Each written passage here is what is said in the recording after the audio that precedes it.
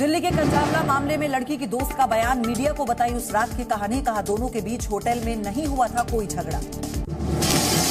Kanjhawala case में दोस्त के मुताबिक होटल से भारी मात्रा में शराब पीकर निकली थी मृतक लड़की। गाड़ी चलाने से मना करने पर होटल के बाहर हुआ झगड़ा। हादसे के बाद अंजलि को अकेला छोड़ने के सवाल पर दोस्त ने कहा, मैं डर गई थी इसलिए वहां से भाग गई। भारी सुरक्षा के बीच दिल्ली में हुआ अंजलि का अंतिम संस्कार, जमा हुई लोगों की भारी भीड़।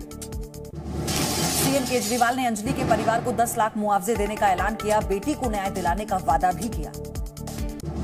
कंझावला केस में पोस्टमार्टम रिपोर्ट के आधार पर पुलिस ने दी जानकारी, चोट और शरीर के घिसटने की वजह से हुई लड़की की मौत।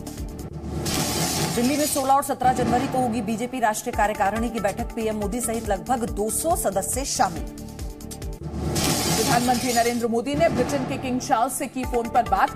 ये बहुत ही कम निवेश पर पैकर्स एंड मूवर्स बिजनेस शुरू करके महीने का 5 लाख कमाते हैं। इनसे सीखना है तो फ्रीडम ऐप को अभी डाउनलोड कीजिए। वायु परिवर्तन और कॉमनवेल्थ देशों के मुद्दों पर हुई चर्चा।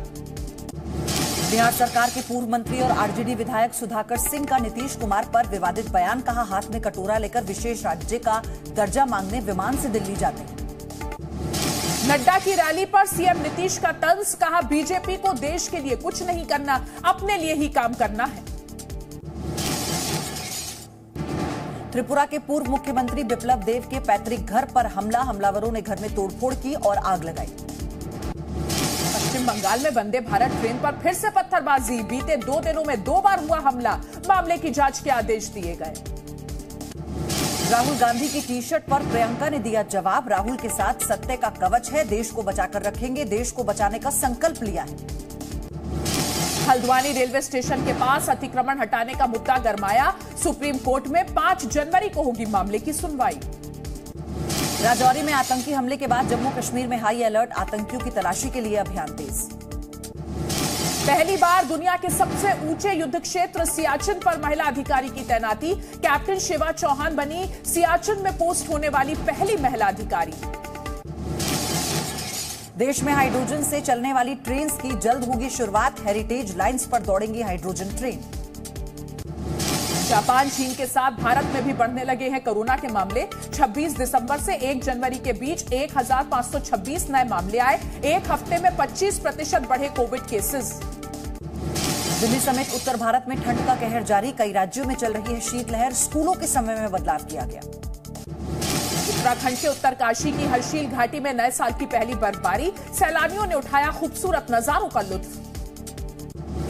पाकिस्तान में गहराया बिजली संकट, बाजार मॉल को जल्द बंद करने के निर्देश। चीन के अस्पतालों में दिख रही है भारी भीड़, इमरजेंसी में कोविड का इलाज करवाने के लिए मारामारी। ब्रिटेन में स्वास्थ्य कर्मचारियों की हड़ताल से हालात बिगड़े, स्टाफ की कमी से स्वास्थ्य सेवाओं पर खड़ा हुआ संकट।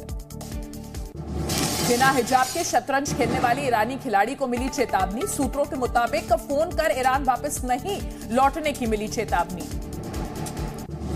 सऊदी अरब के फुटबॉल क्लब अल नासिर से जुड़ने के बाद रियाद पहुंचे क्रिस्टियानो रोनाल्डो, क्लब के फैंस ने किया जोरदार स्वागत। ये बहुत ही कम निवेश पर पैकर्स एंड मूवर्स बिजनेस शुरू करके महीने का 5 लाख कमाते हैं। इनसे सीखना है तो फ्रीडम ऐप को अभी डाउनलोड कीजिए।